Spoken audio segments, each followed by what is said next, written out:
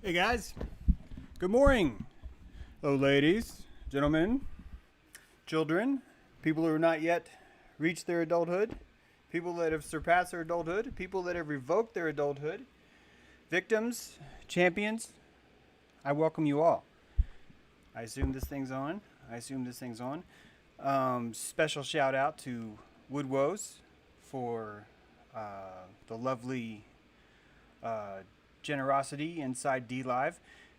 The D Live tribe. Hey YouTube. D Live tribe. They got some stuff going on. Don't get me wrong, you guys do too. YouTube would be the elders in our lodge, and D Live would be the younglings, if you were to think about that. The savage nature of D Live compared to the traditional refined taste of YouTube is a fine blend, isn't it? You could argue that one is the salt and one is the oil. In fact, some of you keep your feet in both realms, and I applaud you for that. Well done, right? That's right. Mooring. I had to change it to mooring because people started bitching about the word morning. They're like, morning means that you're sad and everything's awful. And I'm like, no, morning actually means when you get up. It's the time of the morning. It's the morning star. And so I figured, hey, you know what? Not everyone's even getting up when I'm on, so I will change it to mooring, because that's a great little way for we can sort of imagine that we are all at the dam at Lake Chickamauga. There are catfish down below that are as big as Volkswagens, and you and I are drinking a Pabst Blue Ribbon, wondering what happened to the snail darter. And that is a whole other universe, and we are moored together on that day as Leonard Skinner plays in the background, and we contemplate, why are we here? Why? What is this all about? I don't know. But we unknow things. There are many things that we have unknown. And I think truly that's why we're here. We're here to unknow those things.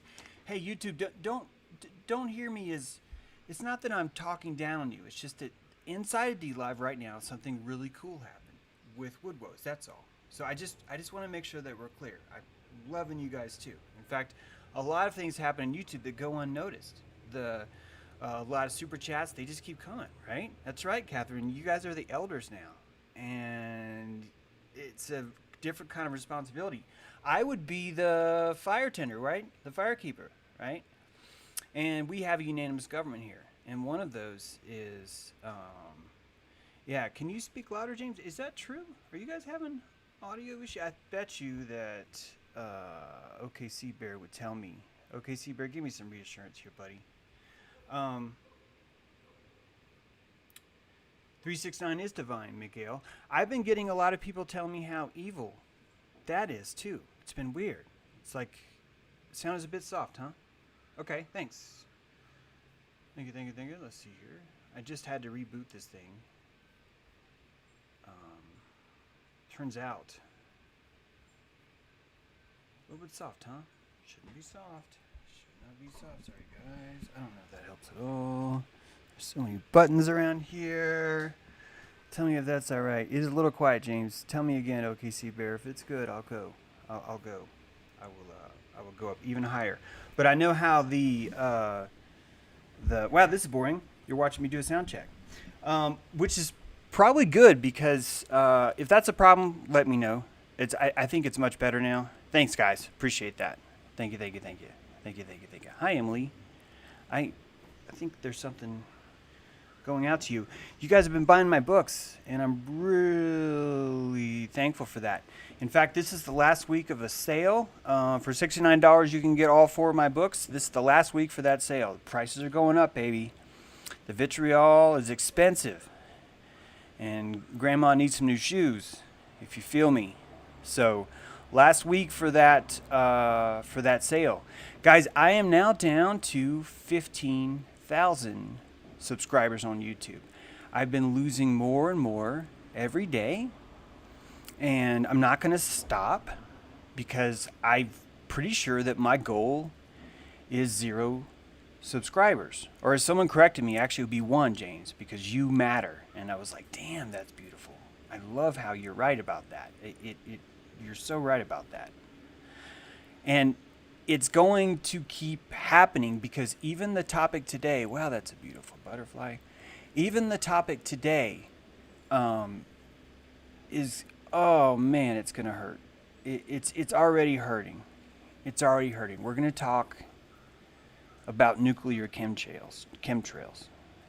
We're going to talk about chemtrails. And it's not going to be things that are going to make people happy. There's going to be a dichotomy, I think, that's going to happen from it. And the reason this causes this dichotomy is some of you guys are still believing in this, this fucked up, objective, materialistic, Medusa'd world.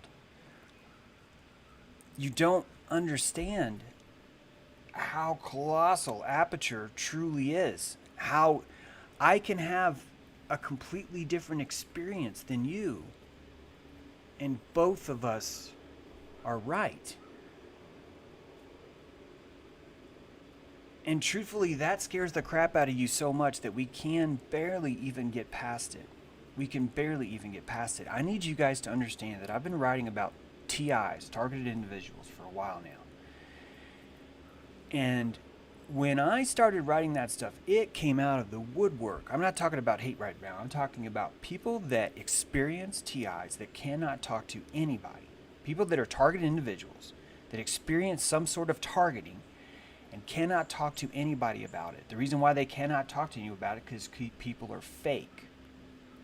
When I say people are fake, is that they are blindly giving belief to them, and it abandons the TI. It abandons them. They're abandoned in midair, right in front of you.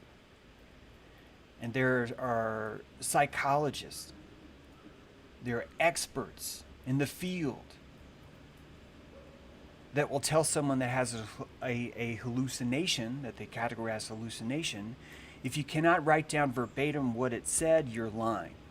You're not telling the truth. We're not even going to look at that. And it's completely bypassing all of this work in understanding consciousness. All of it. None of us are talking about consciousness itself and where it comes from because of the specialization, which Rudolf Steiner calls Luciferian. Rudolf Steiner is the one. Hey, wait, let me get you on camera. Hey, You have to sign a waiver. Damn it. Damn it. Now we're going to have to splice the video.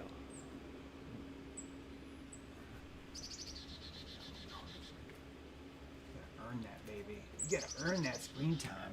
You gotta earn that.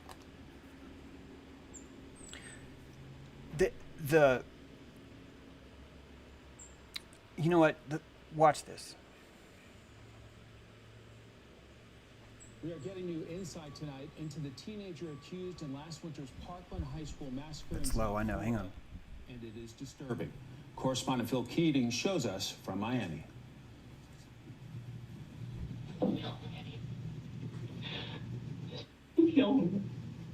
For the first time, we see Nicholas Cruz breaking down and pretending to kill himself inside the Broward County interrogation room, just 3 hours after being arrested not far from Stoneman Douglas High after the Valentine's Day massacre, which killed 17 and wounded 17 more.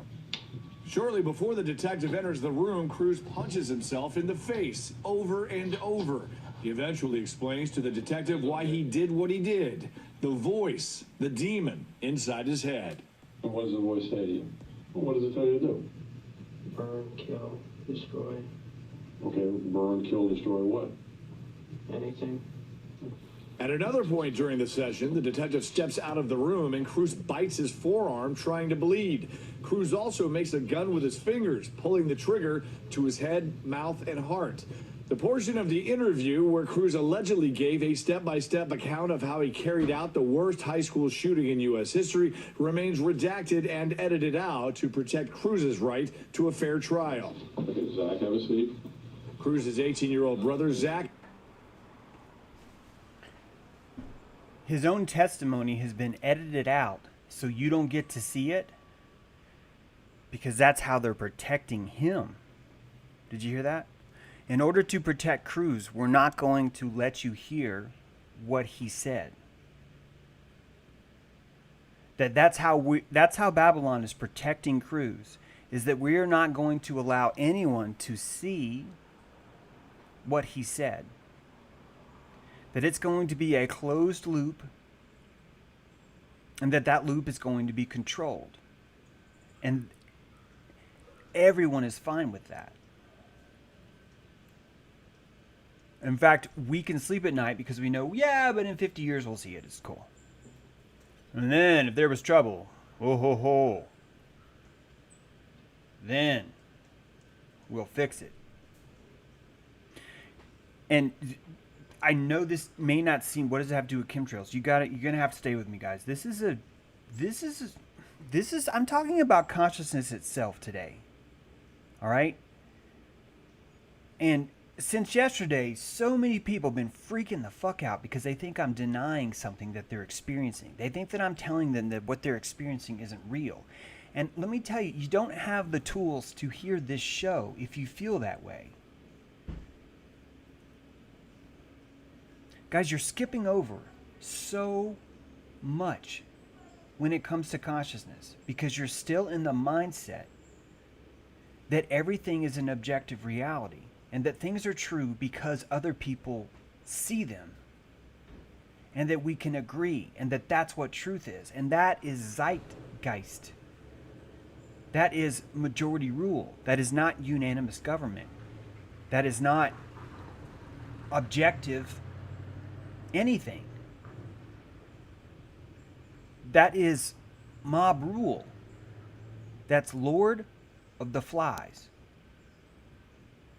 And I know that most of us can't fathom that because we think the only way it's real is if everyone has it. So we look at Cruz and we think, yeah, the whole thing. He's just fucking crazy. He's just nuts.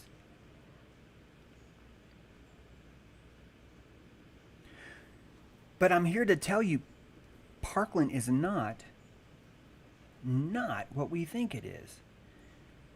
And when you have a yellow belt, fear, when you have a red belt, anger, you will only see that not what we think it is, as evil, lies, destruction, blah blah blah, and just wanton manipulation and horror. And all those things would be valid from that standpoint. All of them would be.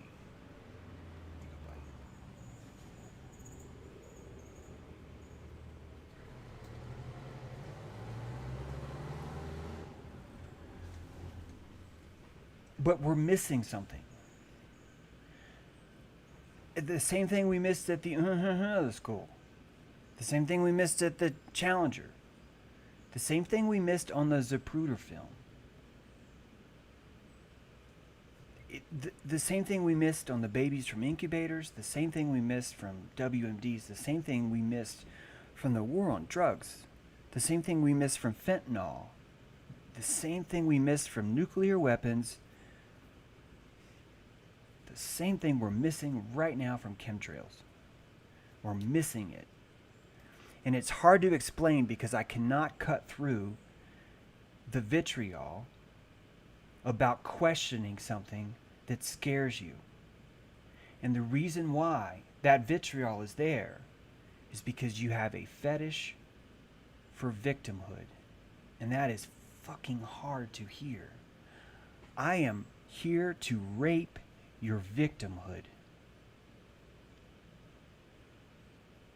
And no one has ever done that. No one has ever done that. Your victimhood has been treated like the finest royal virgin. Your victim has a chastity belt. Your victimhood has a hope chest. Your victimhood has been donned in the laced doilies of endless society, dropping rose petals at your feet and licking your taint clean of every single soil that might fall upon it. And your victimhood has been coddled,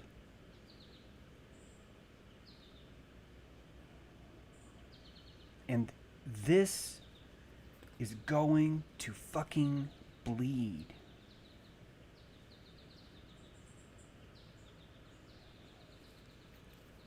And I'm getting pissed at people thinking that I enjoy this. I would love to make you cream your pants about how chemtrails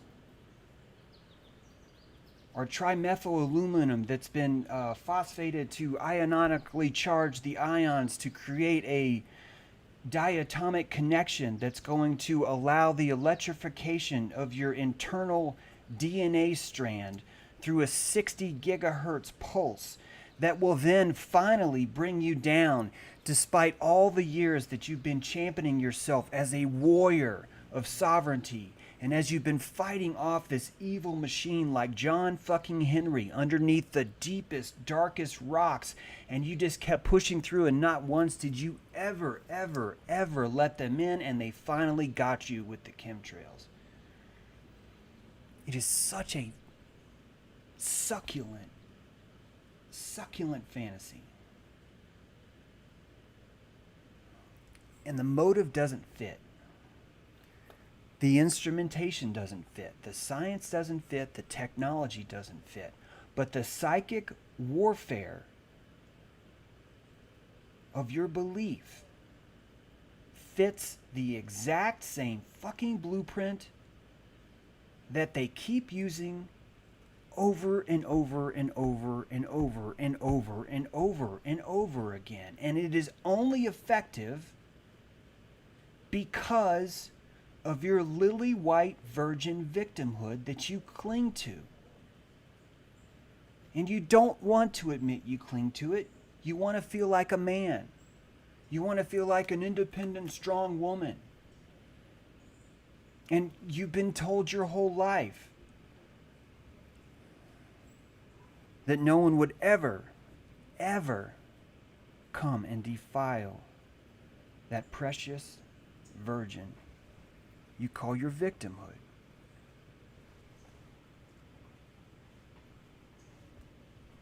And then you started watching me. And it sucks. And I get these emails from Michelle telling me,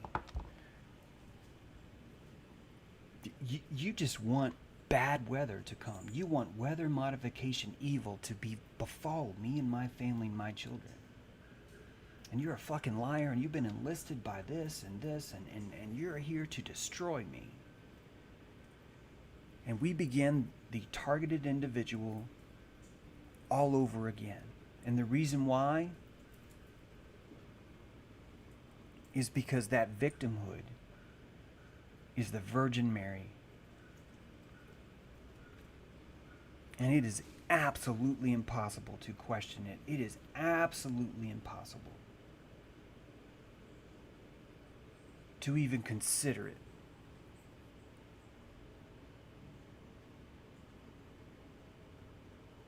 And in order to explain this,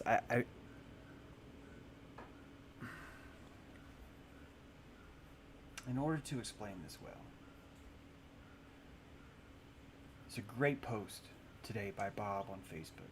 I don't know if Bob even watches the show, but it's like perfect timing. It's why I spend so much time discussing these topics and getting feedback from people. Because I don't come in with a preconceived notion of what I'm about to say. I have no idea what I'm going to say, but it's always informed by my discussions with others.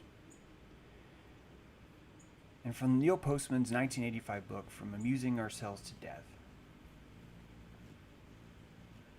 we get to contrast the difference between Huxley and Orwell. I'm going to read that to you. Contrary to common belief, even among the educated, Huxley and Orwell did not prophesy the same thing. Orwell warns that we will be overcome by an externally imposed oppression. But in Huxley's vision, no big brother is required to deprive people of their autonomy, maturity, and history. As he saw it, people will come to love their oppression, to adore the technologies that undo their capacities to think. What Orwell feared were those who would ban books. What Huxley feared was that there would be no reason to ban a book, for there would be no one who wanted to read one. Orwell feared those who would deprive us of information. Huxley feared those who would give us so much that we would be reduced to passivity and egoism. And I'll give him a pass there. Orwell feared that the truth would be concealed from us. Huxley feared the truth would be drowned in a sea of irrelevance. Orwell feared we would become a captive culture. Huxley feared we would become a trivial culture, preoccupied with some equivalent of the feelies, the orgy-porgy, and the centrifugal bumble puppy. And all that poppycock, all that word salad there, if it didn't ring true to you, it's okay. Because what he's saying is external, internal, external, internal. The threat is outside you, the threat is inside you. The threat is outside you, the threat is inside you. And the entire scaffolding around you, the psychopathic scaffolding that's around you, will always convince you, or has always run a game that the threat is outside of you. And what happened is you got smart, you got better, and slowly over time you stopped believing that the threat was outside you. And so they've switched tactics and they started to show you that the threat is inside you. And both of these are valid. Both of them are creating a cohesion inside yourself. They're creating an inner strength that would never be there before. So you going to take that? He's never taken one from me. That's the other one. You want it? You can have it. Well, look at you. Good job, buddy. I love that jump. I love it. He's like, I must get as far away as I can before I can eat this, because that man's dangerous. That man's out to kill me. External, internal.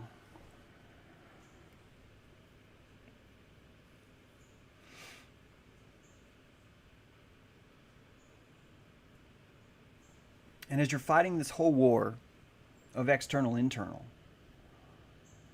I want you to remember that every single piece that you see on the field, every single piece of it has nothing to do with reality itself.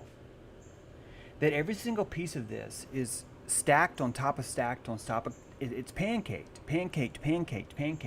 because they know it's going to take you at least 60 years to figure out what that pancake actually means, what the truth of it is. And by then there will be so many other pancakes on top of that, you will lose track. And you will be lost in the process of not drowning. You will asphyxiate in that process. You will cease to be because you do not understand worship and you do not understand the value and sacrifice of your time. Time. Time is the only currency.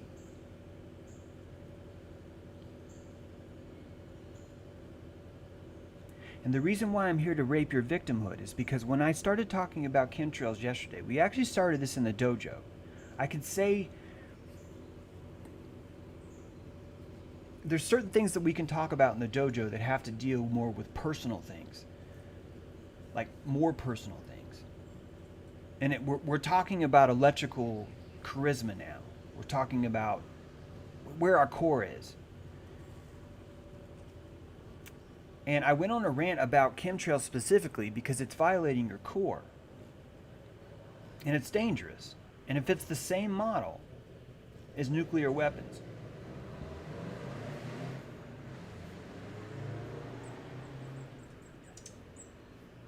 Hang on a second. If you believe nuclear weapons were a threat, you would be open to someone or something coming in to fix that threat. It wouldn't matter if nuclear weapons are real. All that would matter is that you see a threat. You have to see it. If you believe that chemtrails were a threat, you would be open to soliciting or paying someone to fix that. You would want to fix that. It would become a priority with you. And it wouldn't matter if what you're seeing is actually doing any harm or is actually a real threat. Because it's your belief in the threat that motivates you. And right here is there's like a weird line that people have drawn with me on this. And they've said, stop right there. I'm not listening to another word you say. You're saying chemtrails aren't real. And those people, you don't have the tools to hear this because you don't understand what consciousness is. You were under the impression that you and I are competing for something called real. And if you get it first, you somehow win. Like you get to walk home and then treat yourself differently now. That you now get to go into your crystal mind palace. You get to go into your mind palace and hang a verified or a blue fucking check mark on top of your realm. Because now it's real because you defeated me, who was trying to claim that something else is real. And that Babylonian magic is what you call reality. That Babylonian magic is what you call Platonism. It's what you call objective theism, where you believe that there's a profane world of pinballs. Tiny, tiny, tiny pinball balls. What do the fuck you call this? Anyway, these tiny ball bearings that make up the entire universe, and those ball bearings have a physical, solid reality and nothing else. And that their reaction to each other is what we call real. That is Babylonian fucking magic, and you believe it, and you can't get out of it. You cannot snap the fuck out of it because it's sealed in this beautiful coating of honey and milk called victimhood. And you're coated in it like a fine dark chocolate with sprinkles on top. And the last thing you want is someone like me to come rape that. Because you'll fall apart. You'll destroy who you are. All these ball bearings will be destroyed. And you're counting on your abacus how many times someone's victimized you. And you've got all the psychopaths lined up. You know who you're going to kill first. You know who you're going to kill last. You know who you're going to kill slowly. And that is reality on a yellow belt. That is reality in orange belt. That is reality in red belt. And there's nothing wrong with that because I do not think that I hold reality over you because I'm a green belt. I don't have a black belt. This thing could loop all the way around. I could end up back at white. Who the hell knows? If you don't understand aperture, you have no business being here. And the people that are unsubscribing, it's because I'm an asshole. I'm okay with that. It's because I say things and I'm rude as fuck and I don't have a script. And I react to things because adrenally I'm affected by them. All that's true. There's all these different factions of why you're leaving, or why they're leaving, or whatever. But the reason why most of them get triggered so badly, the reason why they can't call me back, the reason why they can't have me on their show, the reason why they react so strongly and start accusing me of telling them that their reality is somehow bullshit, is because I'm raping their victimhood. And that's never been done. We do not live in a society where anyone is allowed to rape anyone else's victimhood. You can't do it. And the moment you do, the entire prana economy shatters. It's no different than me going to the farmer's market and looking under someone's dress. It's no different than that. And we're living in crazy town. And I think that we need to start... Okay, this analogy is really going to fall apart.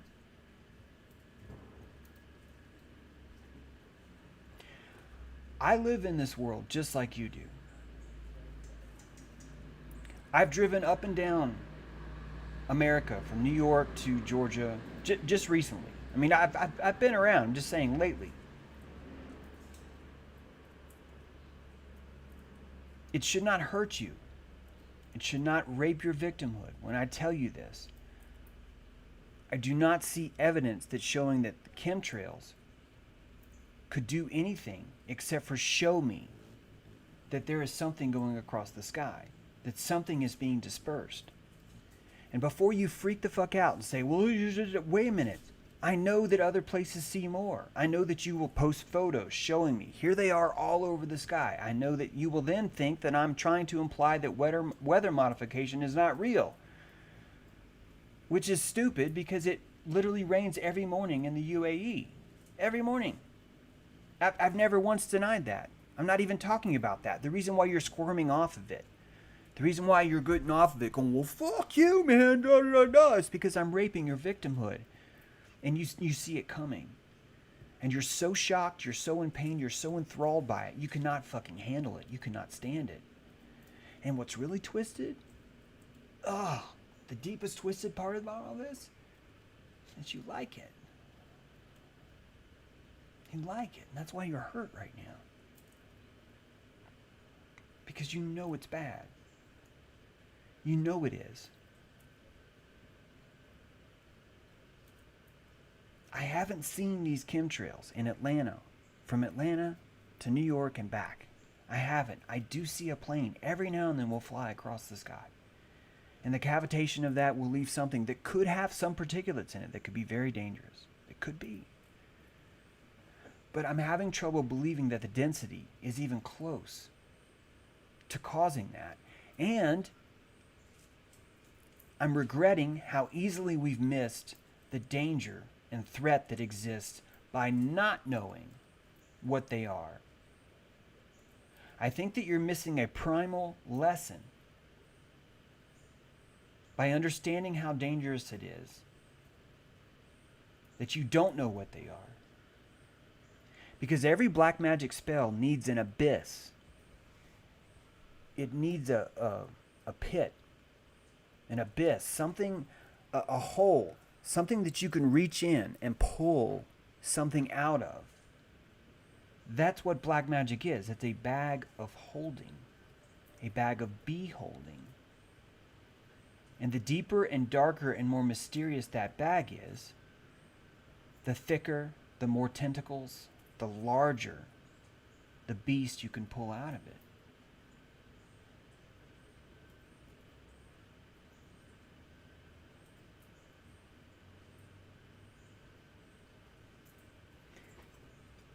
Nuclear weapons had that deep, dark hole that the entire world could be obliterated tomorrow morning at 7:17 a.m. because someone drops a beaker of something inside a nuclear test lab. and you know for a fact that 50,000 employees were employed in Oak Ridge, Tennessee, 50,000 of them, and they all were told and believed and were convinced that they were working on the Manhattan Project. All of them, every single contractor was under a classified agreement, confidential agreement, a felony convicted agreement, and that was enough to charge the belief across the entire world. And before you spiral out about chemtrails and tell me how I've missed something or how I'm denying something, I'm telling you right now, you are missing something and you are denying something, because the mystery of it all, the abyss, is the biggest danger you face, because it's violating you right now. Those of you who live in Chemtrail Central, those of you who are waking up every day saying the chemtrails are killing me today,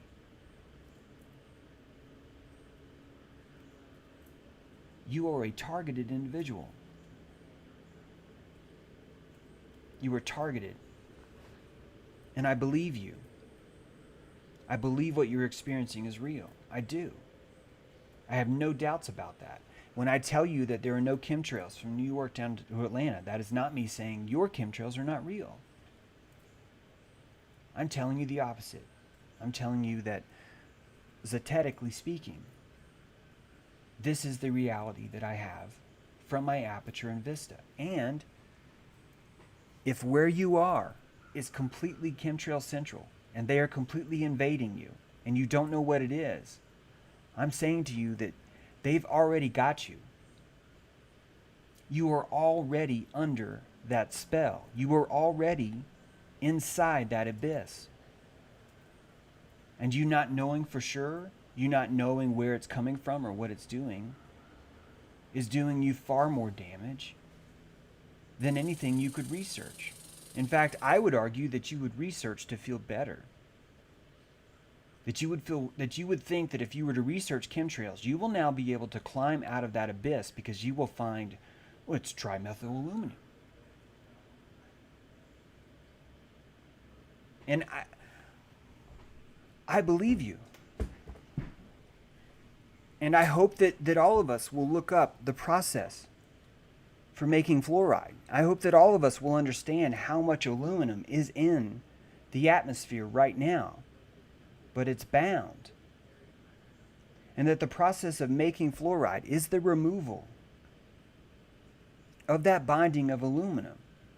We typically use silica, shale, right? We're pulling that out of the ground because we have a cheap, easy process to do that. And I'm here to tell you, this was about aluminum. And I know HAARP is real. If this is about aluminum, why not unbind the aluminum that's already in the atmosphere? Why are we going to put that in a canister on a plane and take that canister up and slowly release it across a sky in one solid straight line at 50,000 feet? And I tell you why. I'll tell you the most dangerous reason why. It's because you will see it as a threat. And you will see it as a threat because you were targeted. You were targeted to see it as a threat. And how were you targeted? You don't want me to tell you. You don't want me to tell you because you were Patty Hearst and you were in that van. And if you want me to tell you, you're not going to get an Egg McMuffin anymore. You're not going to enjoy this journey anymore. Because you're going to have to understand that you've been swaddled in victimhood your entire life. And that victimhood is not a role which wins you an Oscar for the most innocent person in the world. In fact, it's the antithesis. What that victimhood is training wheels, and they've congealed into abandonment. You've abandoned yourself. And no, I'm not saying everyone who sees chemtrails has abandoned themselves. No, I know that's got to be confusing. But I'm telling you this, if you're telling me you've not seen the sun, which someone's been telling me, they haven't seen the sun in days. The sky is no longer blue. They haven't seen a blue sky in years. My answer to you is, why the fuck are you still there?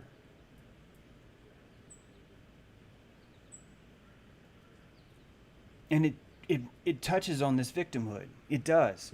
Because you're telling me that even the sunshine itself is not enough of a motivator for you to move. And if you don't believe me that there are no chemtrails between New York and Atlanta, why would you not at least invest the time to go find out? To even check and see? And the reason why you can't is because of victimhood.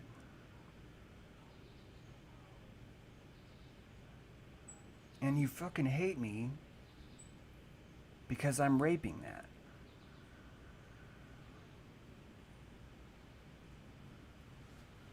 It's the same thing that happened with Lucifer. It's the same thing that happened with Epstein Temple. It's the same. There are people that still argue with me over that. And it will take them 30, 40, 50 years to let go because of the victimhood. They want to feel victimized by a Luciferian pedophile cult. And the moment you start telling them what Lucifer means, the moment you start suggesting, well, shouldn't they be noctiferns, is the moment that victimhood starts to slip, because they start to apply logic to it. And this is how I rape you on chemtrails. Because there's no logic to the poisoning of it. The logic is to the threat in your mind. That's the only logic to why they would do that to you. If anything, they would want them to not hurt anything. This is the environment. They have to live here. Talking about they, meaning the perpetrators of this chemtrail to destroy you.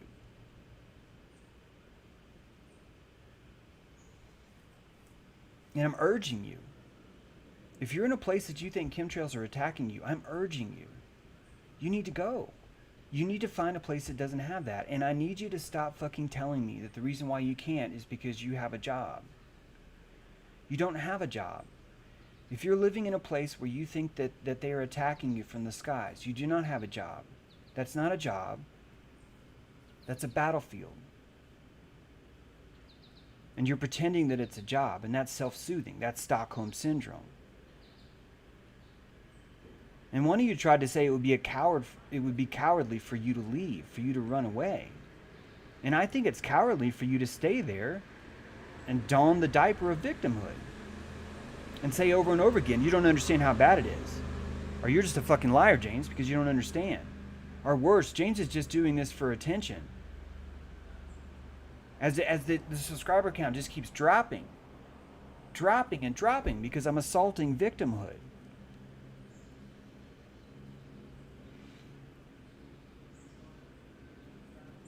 I think this is why this dojo thing we're doing is going to be awesome. Because you're not going to be able to have victimhood in there.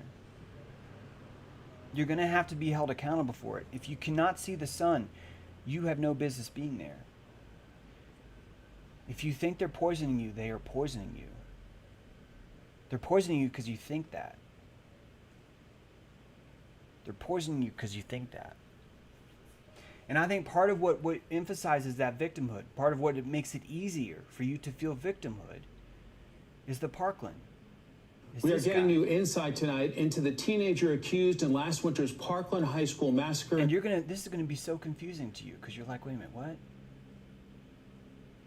Why would showing a mass population, a lone gunman, why would that sequester? Why would that soothe? Why would that pedestalize our victimhood? And you see it. Why would it? Because now you believe there's a lone mass gunman and none of us can be trusted. That's why. And you believe it so bad that they had to redact it all, that they can't even tell you what he tried to say. And I don't live in victimhood, so I can see right the fuck through it. But I've gone over the audio transcripts. Most of you guys weren't following me then. So the audio transcripts. First of all, the sheriff who worked there at the school, who personally knew all the kids, he wasn't there that day. He was the one day where they were having a big drill. The guy in charge of security wasn't there. He was called off campus. It was his day off, they said. That's a huge red flag. Number two, the Secret Service came to the school that day to participate in this drill where the head of security had the day off. That's bullshit. Number three, if you study any targeted individual, any one of them, if you study any kind of true mass gunning where someone's gotten mad and they've said the demons made me do it, that's called a suicide shooting. They do that because they want to die. They want to be shot. And this kid didn't want to die. He went to Dairy Queen. And then he went to McDonald's. And that was after, for some reason, on a day that he was off, on a day he wasn't going to go to school, he got a text that we're not allowed to see, and he got on an Uber and he drove to school. He took an Uber to school. And we don't know who paid for the Uber. We don't know why he decided to take an Uber. We will never know that, because you're going to have to wait 50 or 60 years. And what that does is it cements a victimhood for millions of people who watch the news. It cements it. And now you know exactly why so many of these things are staged. You know why. And you start to see the true aperture, the true morality, quote, quote, of the clowns that are running this. That these are not people that have a wanton destruction for life. That would have been so much easier. That's not the goal of these events. It's not. There's something different. And all of these goals point to the exact same thing. They unwrap inside this best apocalypse ever, because you start to realize that this entire system is run off consent. The entire thing. Yes, there are psychopaths in the jungle that are here to secrete your consent and fool you.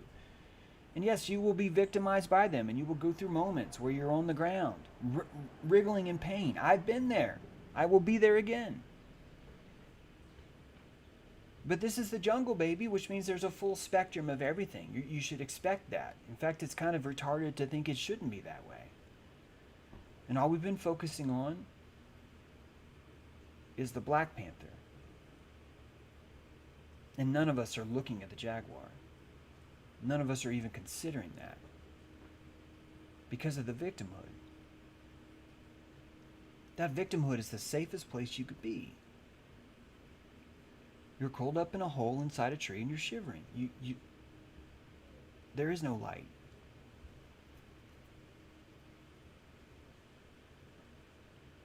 When I was on the Appalachian Trail, I started in Georgia. And it was off season. And I was going through there. And the first couple of nights I had a fire. And then one night I had a fire and it was like midnight or something. And a stranger, dude I'd never met, just came out to the fire and camped there. And he was fine, but it was weird. It was weird. And the next couple of nights passed. I think he was going the other way. I didn't see him again. But I noticed that there was one or two nights where I decided not to have a fire. And I was noticing my reaction to it. I was like, wow, I don't want a fire. I don't want company. I don't want anyone to walk up on me and be like, oh, you don't know me. It's late. I didn't want that. I found comfort inside that darkness. I found comfort in it. I felt better. I felt safer. And honestly, I felt safer, and then I also felt like a coward at the same time. I was aware of the cost of this safety to my own sense of obligation, of confidence that I had to abandon myself to feel safe in that darkness. And I started noticing that building a fire was a challenge. Meaning to light that light was more of a challenge than I ever expected it would be. I would think that the fire would always make me more comfortable. And I'm showing you this subtle difference between the two. I'm showing it to you. And I'm saying to you, if you see the chemtrails, you have already been attacked. You are already under attack right now. And it is hard for me to fathom why you would want to stay that long in darkness. And I think it hurts you because I'm suggesting that you might feel what I felt that night when I wouldn't have a fire. And I'm suggesting to you that you should love yourself enough to move. You should love yourself enough to go, I'm not living in a fucking environment where every time I go outside I feel attacked, where I feel targeted. If Nicholas Cruz was real, he would have been shot. He would have been shot. He certainly wouldn't have knocked off 17 people in a gas mask. He definitely would have been shot. And he would have wanted that. That would have been his goal.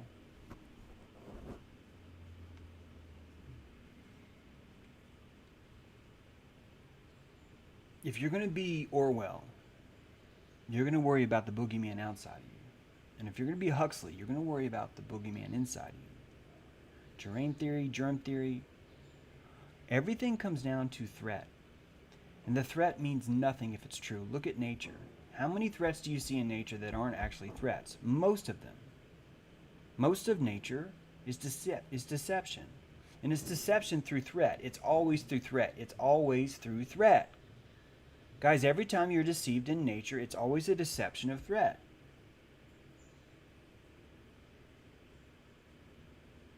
And this is the same thing because it fits the exact same blueprint. And if you can't see the sun because the haze is there, and they're destroying your ability to see the sunrise or the sunset, I want you to move. I want you to go to a place and see if it's not there. And where it is, the first thing I want you to do when you get there is I want you to ground, and I want you to say, I'm not a victim to this here. I am not a victim to this here. And I want you to start over. And I want you to understand that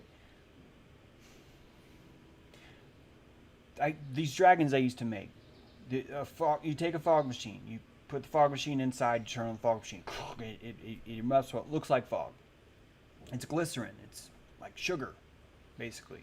It's like a fancy word for sugar. It's just like a mist. It's organic. You could swallow it. I'm not saying go drink a fog machine. I'm trying to say that it is an inert, non-toxic substance. But it has a very visual effect to it. Guys, please hear this analogy. Please understand. I can rig that fog machine up to my car, and I can drive it like an ice cream truck slowly around the neighborhood. And that fog can be pumping out the back. I could colorize it. I could make it mustard yellow.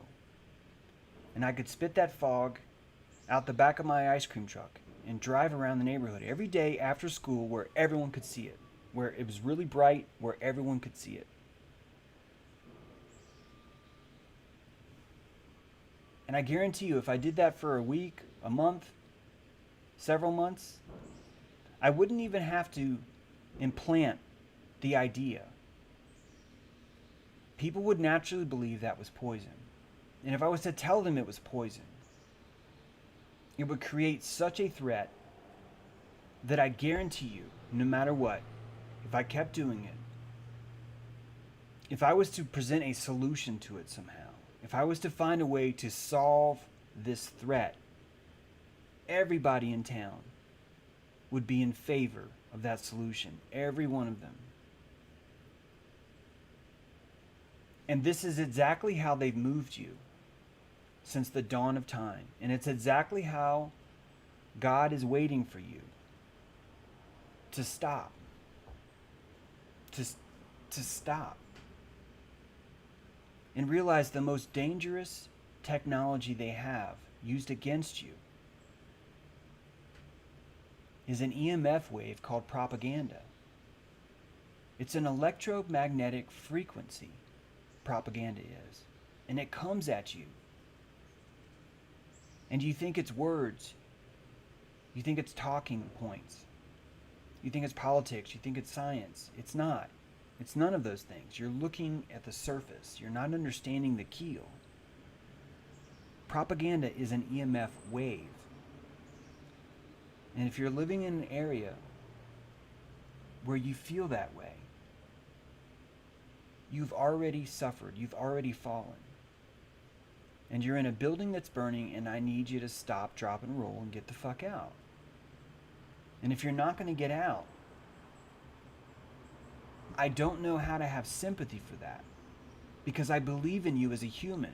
I believe that you are capable of moving. I believe that you are capable of disrupting your lives and changing it and finding a place where you do not feel attacked, because that should be the very, very, very first place you should go, is where you do not feel attacked. And if you're seeing these chemtrails, you are being attacked. And I think you're thinking, since you don't know what it is yet, maybe it's okay, and you're missing it. It's exactly the opposite. Because you don't know what it is yet, it's even worse. The threat is even worse. The placebo will kill you. And believe it or not, you are contagious. You are spreading it on social media to others. You're spreading it. And I need you to be fixing it. All of you who see chemtrails every day, you guys, you need to have some kind of map where you're reporting these things, where everyone's reaching out together, where you're comparing notes, where you're figuring out where it is. What's the source of this? What's going on? Why is it here? Why is it not here? Why is it there? Why is it not there? Because that's how you isolate the threat, is you document it with awareness. You give it awareness. I'm not here to take your awareness from it. I'm here to tell you how dangerous it is to have that abyss around it, to have that mystery, and to be living in it. And I'm here to tell you just how dangerous it is to not know that you're already attacked. And this is why this comes back to consciousness. And this is a hard point for a lot of you to see. I need you to let go of objective reality for a second. And that's why we've got aperture. That's why we have the scaffolding of aperture right there waiting for you. Because you're going to have to be able to step there to see this. Because the paranoid schizophrenics that we put inside of an institution, they're not lying. They're not hallucinating. They're experiencing a reality. They are. And all of our TIs are experiencing a reality. And we will never get past it with Nicholas Cruz because we think it's a demon. And we think that he wants the demon to kill him, but he couldn't figure out how to do that right after shooting.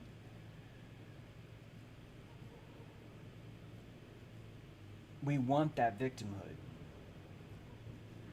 The victimhood means we don't have to use our aperture. It means we're not even going to see the demons as they wander around us.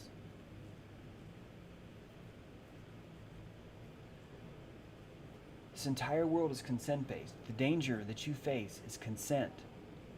There's nothing in consent about chemtrails. If they're poisoning you, if they're cutting you off from the sun, if they're denying you the ability to breathe and grow, perform photosynthesis, that is not consent-based. It's not. And I think that you might be destroying yourself energetically, bit by bit, in bite-sized pieces. You're going to feed yourself to the machine because you've been targeted.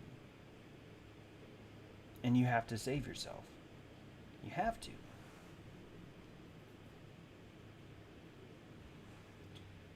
I would love if someone who sees chemtrails all around them, like the people that are telling me their sky isn't even blue, it hasn't been blue, and they don't even know where the sun is, it's been that way forever.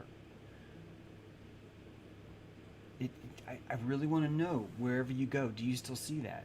Do you see that everywhere? Guys, I am not convinced that I think the sun is probably a rendered hologram, and that's not even my idea. There's Glowbusters, Cami Nodell, the work they're doing on this, what reality is, what consciousness is. I'm not stuck in that realm of you're right and I'm wrong, I'm right and you're wrong. I find it boring as shit. Pro tip, anyone who's leaving me a comment, when the first thing out of your sentence is to tell me how wrong I am, I realize you have no information for me. You don't even understand aperture. You don't even understand perspective. You have nothing to offer me that's going to be helpful. That's where we're at now with reality. You cannot pretend that it's the way that you thought it was. Guys, if they're going to lie to you about the shape of the earth, why would they not, or not even they? If you could be fooled by the shape of the earth, if you could be fooled by NASA, if you could be fooled by by 72 freaking vaccines in your ass, if you could be fooled by all that, why could you not also be fooled by coddling your victimhood? Isn't that why this hurts so much? Isn't that why people freak out when I did the Lucifer's Oil one? When I basically just was parroting what Rudolf Steiner and others have said. Isn't that really what my crime is? And the reason why I'm losing the followers, I think, is more about victimhood. I'm losing victims. And I don't blame them. That's why I'm going. That's why I keep going. Because I don't want to coddle to that, because I don't want that to be profitable. I need that to not be profitable. We need that not to be profitable. We need the people that feel that way to be moving, to be going somewhere else, to be finding where that is. We need them to take responsibility for that and go, wait a minute, I'm responsible for myself. I'm responsible for what's going to happen. This stuff is not easy. They're going to call you names the whole way up. This isn't about winning. It's about learning your skills, taking your skills to the next level. I'm under the impression that if we do this right, we will begin to see things that we could not see before. I believe that that's possible. I know that's possible because I'm already seeing things I could not see before. And all that happened with Building 7. And not to single them out, but people like Nate, there's a lot of people. Rand, Dogmar, Brent, I mean, there's too many, there's too many to name. All these people are joining in, and they're not joining in like, I agree with James. They're joining in going, this seems to be what's happening to me too. This just seems to be what's happening. All I'm noticing is that my discernment's getting better. All I'm noticing is there's subtle energies. All I'm noticing is that I have a second attention that I didn't have before. All I'm noticing is that I'm seeing through the bullshit of victimhood. It's no longer appealing to me. It has a bad flavor now. I think that's probably what, if there's anything I'm doing effectively, it's that. I'm making victimhood taste bad. And some of you are taking that really personally. Really, really personally.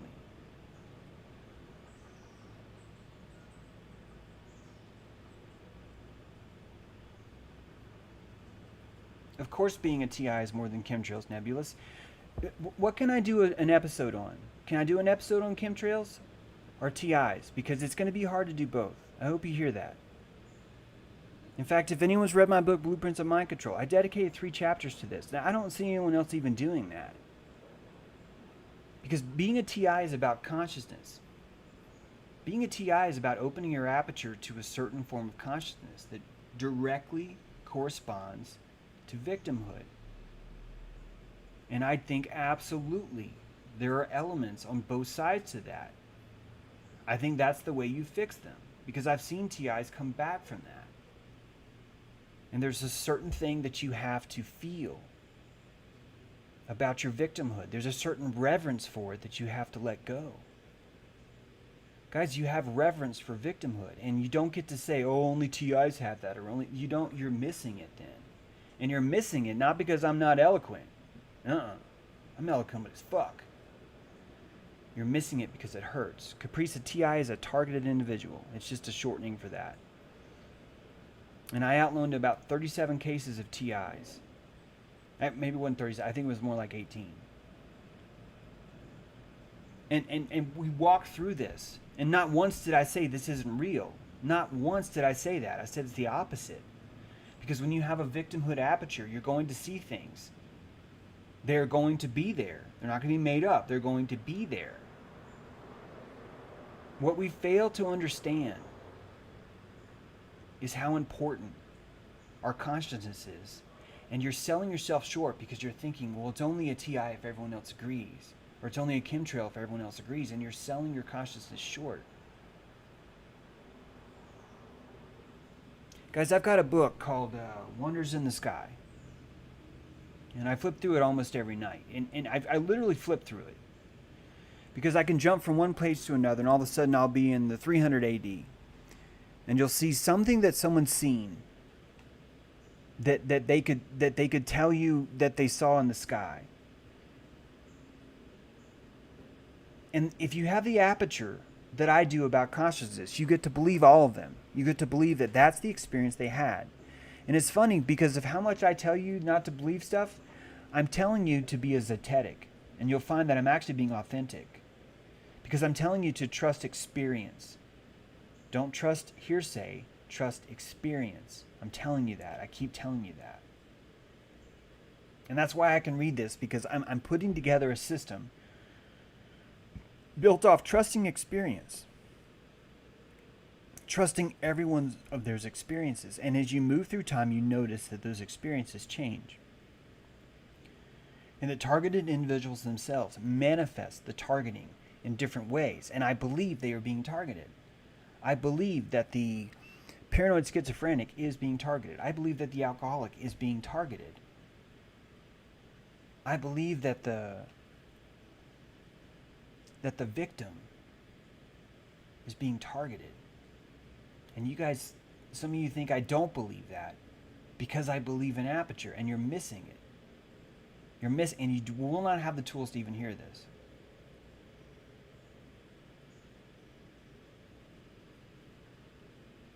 Part of the reason why you don't have the tools is because all you're doing is dumping prana all the time.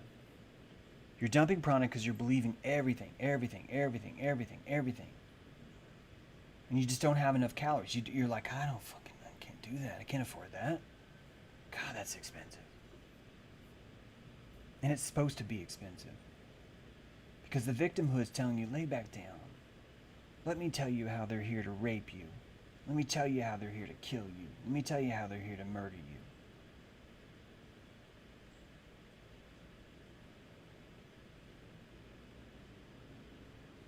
If you're ready for the dojo, you gotta look at this victimhood stuff. You gotta see it. Because victimhood is why people will pretend to not hear me. Victimhood is why people will pretend that I'm secretly this way, or that I'm a shill, or that I'm compared to someone else now. That's all victimhood. Victimhood is not having me on his show. Victimhood is attacking me behind his back. Victimhood is doing anything you can to maintain your position that you are a fucking victim and James is persecuting you. Or nuclear weapons are persecuting you. Or this is persecuting you. Or that's persecuting you. And I'm here to tell you that a rattlesnake is not persecuting you. It is scaring you. It is giving you the idea that there is a threat there. And you are in symbiosis with it.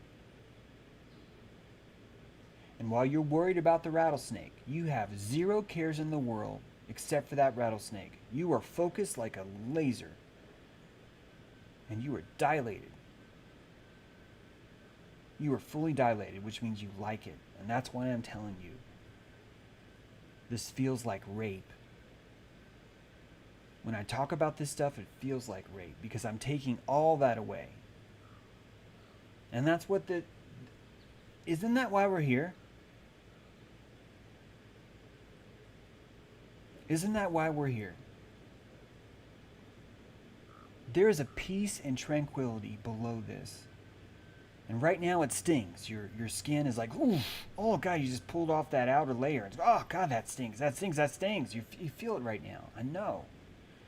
Just don't wimp out. Hold it. This gets better.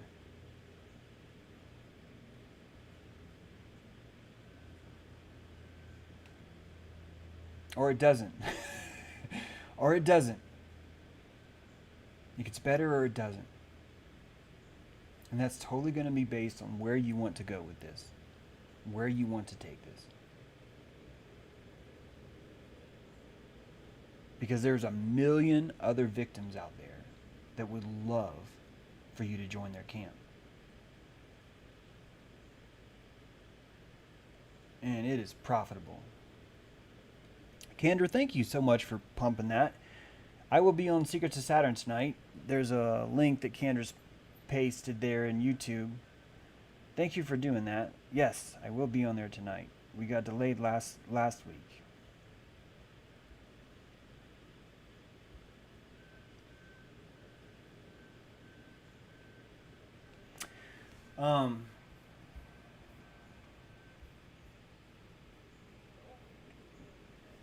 How do you even wrap this up? Because you can't. You're either going to see how colossally dangerous belief is or not. James is publicly a TI, but he doesn't accept it as such, the Yeti.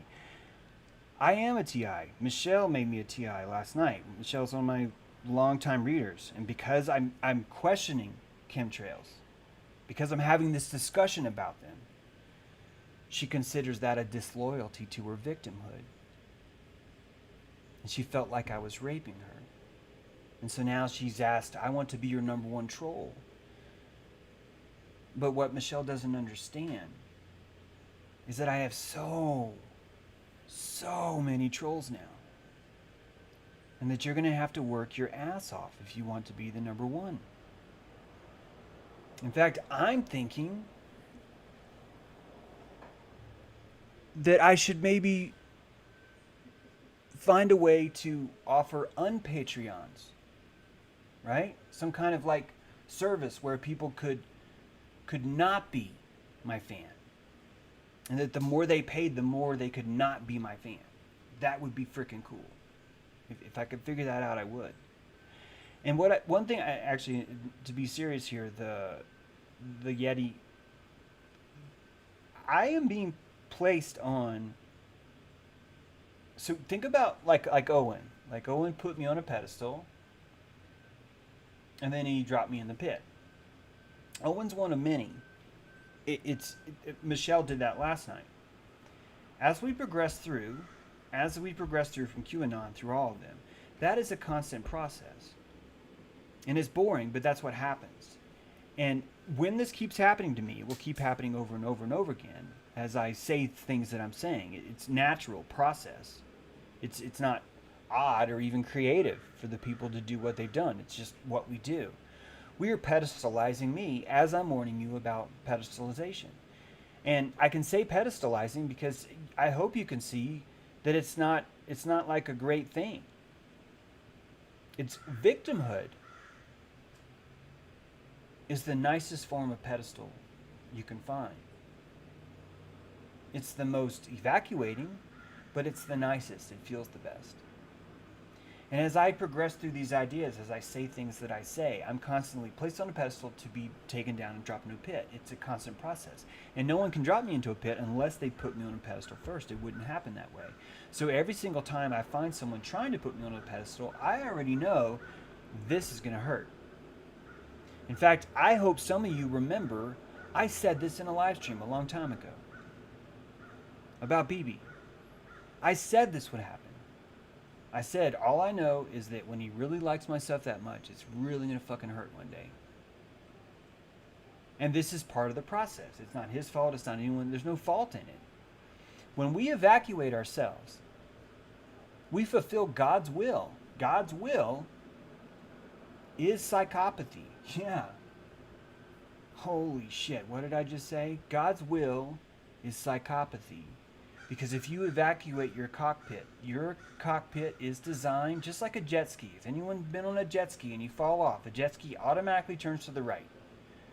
By letting go of the steering wheel, it turns to the right and it goes in a circle. And when you abandon your cockpit, your jet ski, when you abandon that, the steering wheel automatically drives towards psychopathy. It does. And that is God's will. Why in the fuck are you saying that? Why are you saying that? Because God wants you to alchemize, bitch. God wants you into gold.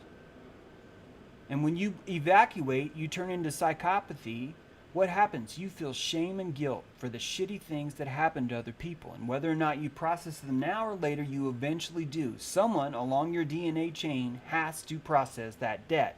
And when they do, whenever it fucking happens, they secrete shame. They secrete so much fucking shame, they start out wearing a mask in public. They secrete so much shame that it hurts like a bitch. And that extraction of shame, that secretion of shame, is the alchemical process of turning lead to gold. And that is what is happening to you. That is what's called the great work. You are inside the great work. And your victimhood is a coating. It is a corrosive coating that makes you feel like a soft, cuddly virgin bear. Or whatever. I'm not trying to name bear. You love that. And how dare I come in and rape it? And why do you like it? Why do you want that? Because if you're still here, you do. You do. You do. Look at all these super chats. Holy cow. Mikhail, thank you. Jack68, here's to the owls. We're gonna put owls next to our names in Twitter. I think it's hilarious. Gratitude, James, for all the genius articulation of truth. Thanks, Kristen. Thank you. Kevin Crater, if I leave here tomorrow. That's right. Leonard Skinner. I love it. I love it. If I missed some, guys, thank you. Sorry about that. If I missed some of those. We have to rape our victimhood. It's got to feel gross. Get it over with. Get in the shower. Take a long, hot fucking shower. And realize just how much you did inside that victim costume. There's a whole new world inside there, guys. And I do believe that you're targeted. And I believe that the way for you not to be targeted is to stop being a victim, which means you need to fucking move. You need to go. You need to figure something out quick. You're worth more than all that. Don't tell me you have a job. You don't have a job. You're on a battlefield. And you're getting a paycheck for it. Yeah. Anytime someone says, so you're saying, you're not getting the point. Yeah, I get that a lot. That's right, Caprice. I love learning not to be a victim. Benjamin Crossland. Top 10 donators get recognized at bidding war. Yep, DNA debt. That's right, Farmcat. DNA debt.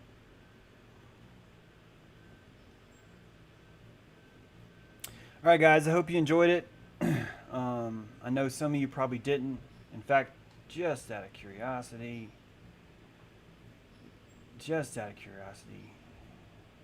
let's just see where that's at. Yep, 14.9 subscribers. So just in this broadcast, I've lost more. I've lost 10 just in the last couple minutes. This is not fun. Nate Hinkspin, verbalize it daily. I'm not a victim. This is not fun. And I am not a victim. Even though I'm losing subscribers, I'm not a victim. But I am gonna get pissed when you tell me I'm doing this because it's fun or I want the attention. If I wanted the attention, I could make you cream in your pants right now about how dangerous and deadly chemtrails are. And I would gain, not lose subscribers. And Michelle, if you want to think that now all of a sudden I'm a shill because I'm questioning something and I'm talking about that, fine. I don't want victims around here. I want us to understand consciousness. I want us to understand aesthetics. And we can't do it with all this victimhood. It's not gonna work, man. That's right, Jason Day. Lost victims, not subscribers. Amanda B, need happy truth. Yeah. We need authentic truth. And that's why I'm going to rape your victimhood.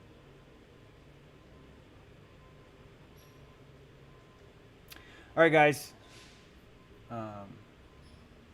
Thanks for being here. No dojo today. I'm sorry about that. Actually, you know what?